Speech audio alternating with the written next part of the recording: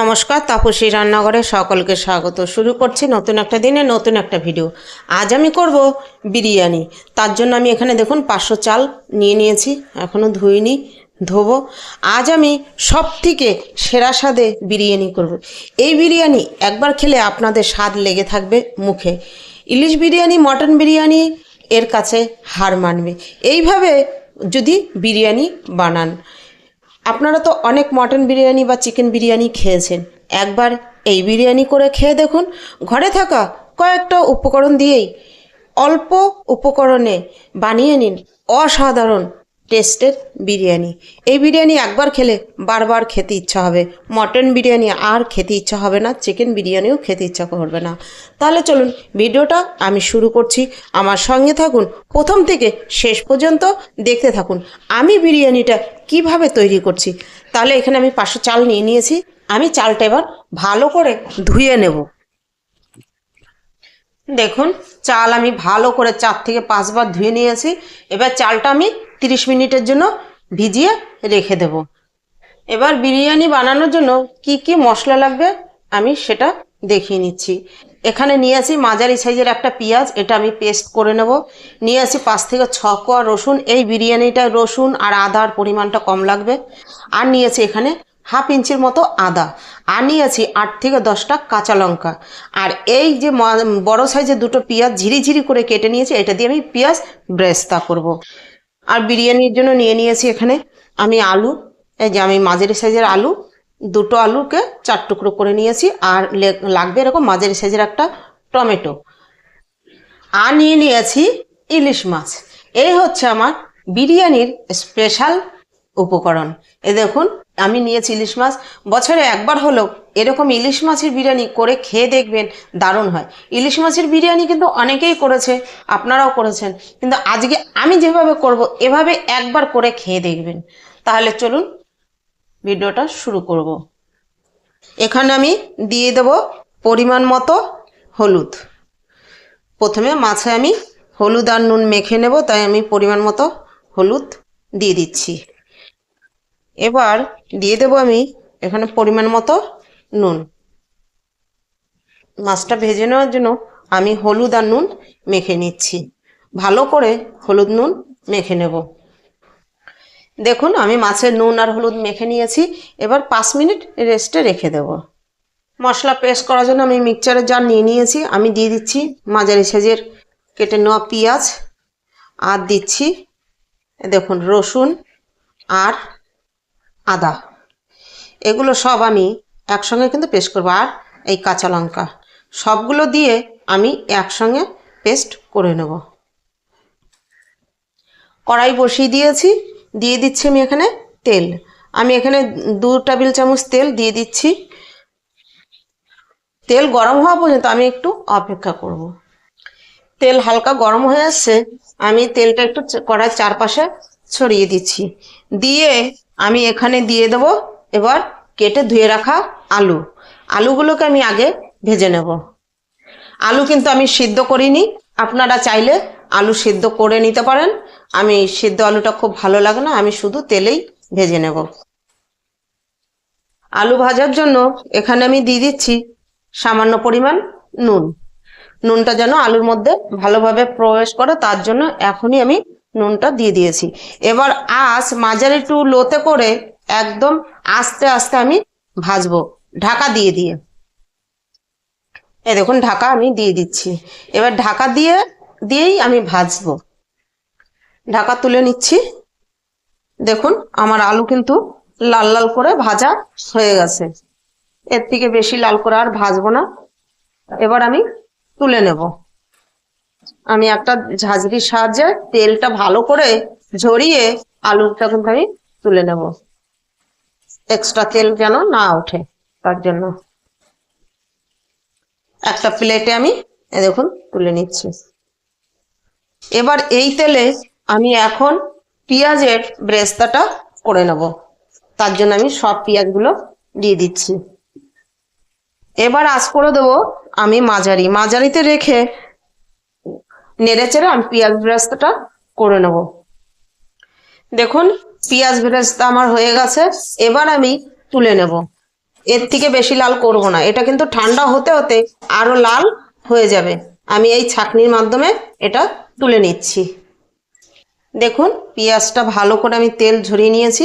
এবার একটা প্লেটে তুলে আমি কিন্তু এটা ছড়িয়ে দেব, চাপা করে রাখবো না, তাহলে বেশি লাল হয়ে যাবে। এই তেলের মধ্যে আমি আরেকটু তেল দিয়েছি, আর হাফ টেবিল চামচের মতো। এবার এই তেলের মধ্যে আমি মাছটা ভেজে নেব।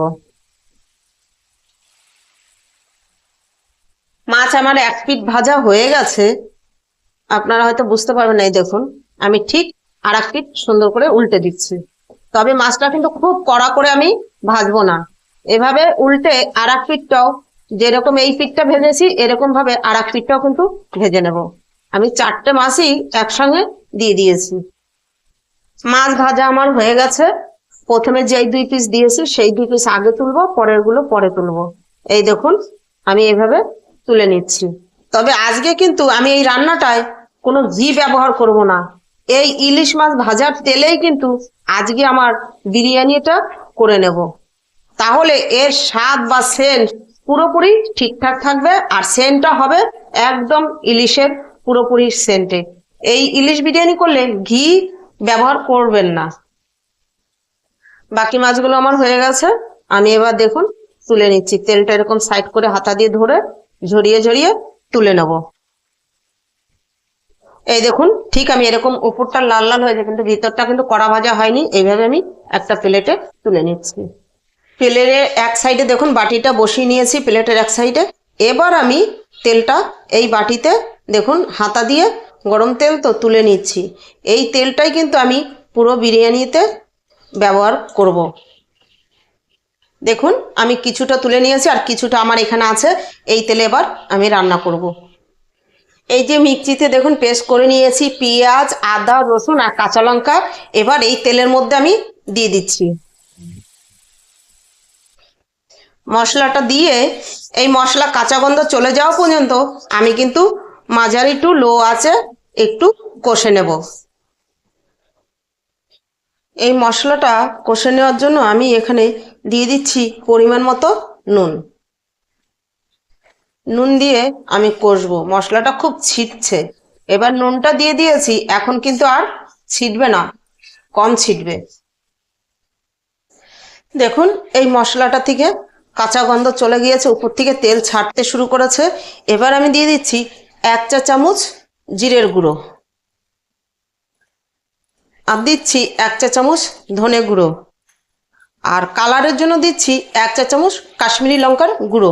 সব মশলাগুলো দিয়ে আমি ভালো করে একবার মিশিয়ে নিচ্ছি।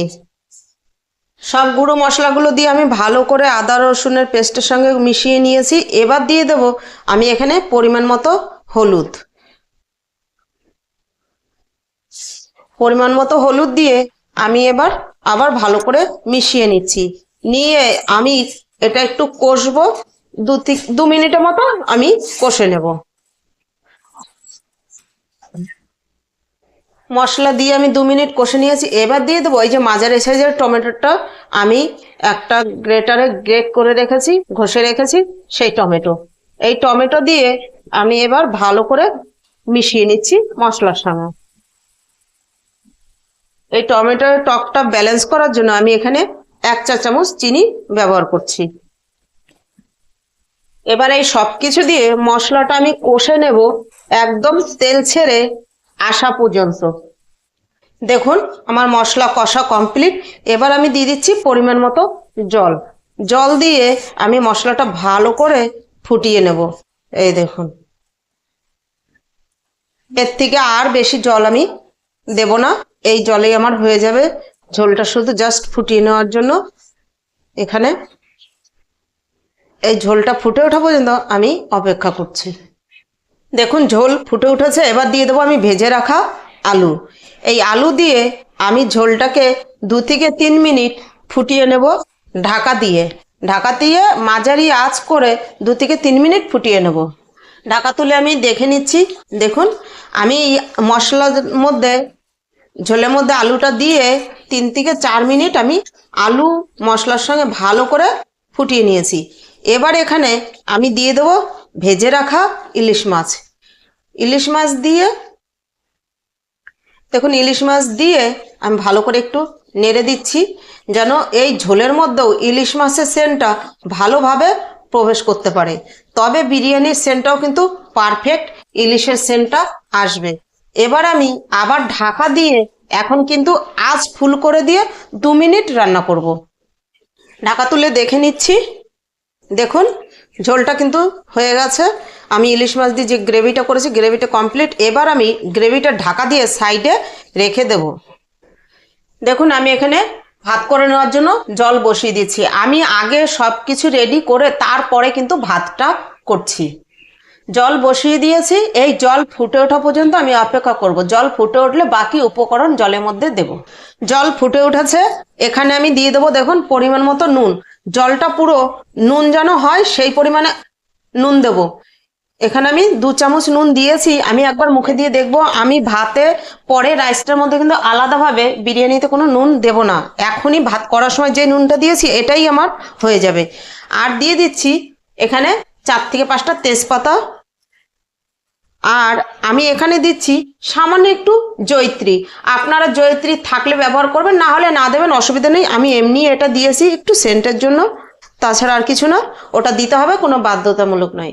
এর দিয়ে দিচ্ছি 4টে ফাটিয়ে নেওয়া এলাচ, আর দিচ্ছি ওই 6-7টা লবঙ্গ। এইটা দিয়ে আমি জলটা ভালো করে ফুটিয়ে নেব, জলের কালারটা চেঞ্জ হয়ে আসা পর্যন্ত। এখন আঁচ করে দেবো মাঝারি। আমি এই জলের মধ্যে দিয়ে দেবো আমি 2 চা চামচ চিনি। এই দেখুন এই 2 চা চামচ চিনি ব্যবহার করব। চিনি দিয়ে আমি জলটা ভালো করে এই দেখুন একটু নাড়িয়ে দিচ্ছি, চিনিটা যাতে জলের সঙ্গে ভালোভাবে গলে মিশে যায়। এবার জলের মধ্যে আমি দিয়ে দিচ্ছি 1 টেবিল চামচের মতো সাদা তেল, তাহলে আমার ভাতটা গায়ে গায়ে লাগবে না, ঝরঝরে হবে। এবার দিয়ে দেবো আমি ধুয়ে জল ঝরিয়ে রাখা চাল।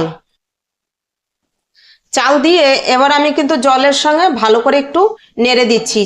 গরম জলের মধ্যে চাল দিয়েছি, নিচে লেগে যাওয়ার ভয় আছে আর দলা ধরে যাওয়ার ভয় আছে, ওই জন্য আমি ভালো করে একটু নেড়ে দিচ্ছি। এবার ভাত হয়ে এসছে, এখন আমি দিয়ে দিচ্ছি ছোট 1 ঢাকনা গোলাপ জল, আর দেবো ছোট 1 ঢাকনা কেওড়া জল। এই ইলিশ বিরিয়ানিতে গোলাপ জল কেওড়া জলটা কম ব্যবহার করতে হবে।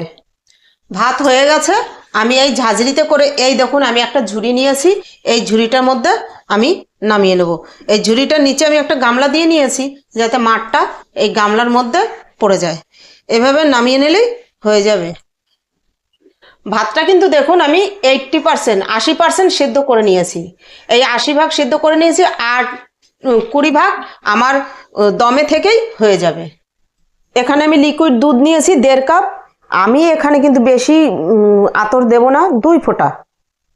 এই 2 ফোঁটা আতর আমি দুধের সঙ্গে মিশিয়ে নিচ্ছি। এখানে আমি এই গামলাটার মধ্যে দমে দেবো, তাই এই গামলাটা নিয়েছি, এটা আমার সিলভারের গামলা। এখানে আমি এই দেখুন মাছ ভাজার যে তেলটা ছিল এটা 2 চামচ নিচে প্রথমে দিয়ে দিচ্ছি। তেলটা আমি গামলায় ভালো করে ছড়িয়ে দিয়েছি। এবার কিছুটা এই যে ইলিশ মাছের যে গ্রেভিটা করেছিলাম এই দেখুন নিচে আমি ভালো করে দিয়ে দিলাম। এবার এই গ্রেভির মধ্যে আমি প্রথমে ভাত কিছুটা দিয়ে নেব। এবার দেখুন আমি কিছুটা রাইস দিয়ে ভালো করে ছড়িয়ে দিয়েছি। এবার এই উপর দিয়ে গ্রেভি আর আলু দিয়ে দিচ্ছি। এবার এই দেখুন ইলিশ মাছ দিয়ে দিচ্ছি। আমি কিন্তু একবারেই সাজিয়ে নেব, আর উপরে ভাত দিয়ে দেব। এই দেখুন এখানে আমি 4 পিস ইলিশ মাছ আর 2 টুকরো আলু দিয়ে আর গ্রেভি দিয়ে সাজিয়ে নিয়েছি। এবার উপর থেকে দিয়ে দিচ্ছি পেঁয়াজ ব্রেস্তা। এবার দিয়ে দিচ্ছি বিরিয়ানি মশলা। এখানে আমি সাজিয়ে নিয়েছি 1 চা চামচ বিরিয়ানি মশলা দিয়েছি। এই একইভাবে আমি আরেকটা লেয়ার করে নেব। দেখুন উপরের লেয়ারটা আমি সাজিয়ে নিয়েছি। এবার দিয়ে দেবো এই যে মাছ ভেজে নিয়েছিলাম, যেই তেল তুলে রেখেছি এই তেল পুরো উপর দিয়ে, এই তেলটাই আমি ব্যবহার করব। এবার দিয়ে দিচ্ছি এই যে আতর মিশানো দুধ। এবার এখানে আমি দিয়ে দেবো 4টে কাঁচা লঙ্কা, এরকম বসিয়ে বসিয়ে দিচ্ছি। বিরিয়ানির সঙ্গে কিন্তু খেতে দারুণ লাগে। এবার আমি চাপা ঢাকা দিয়ে এটা দমে বসিয়ে দেবো। চাটু বসিয়ে আমি চাটু গরম করে নিয়েছি, এটার মধ্যে আমি দমে বসাবো। এই দেখুন চাটুর উপর আমি দমে বসিয়ে দিলাম। আমি কিন্তু এখানে কোনো আটা দিয়ে সিল করিনি, আমার এই থালাটা খুব সুন্দর সেট হয়, এটা দিয়ে আমি ঢাকা দিয়েছি।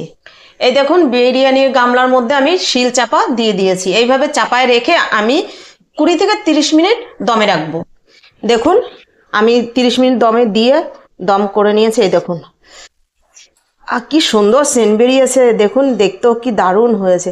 তাহলে ভিডিওটা আজকে আমি এখানেই শেষ করছি। ফিরে আসবো নতুন একটা দিনে নতুন একটা ভিডিও নিয়ে।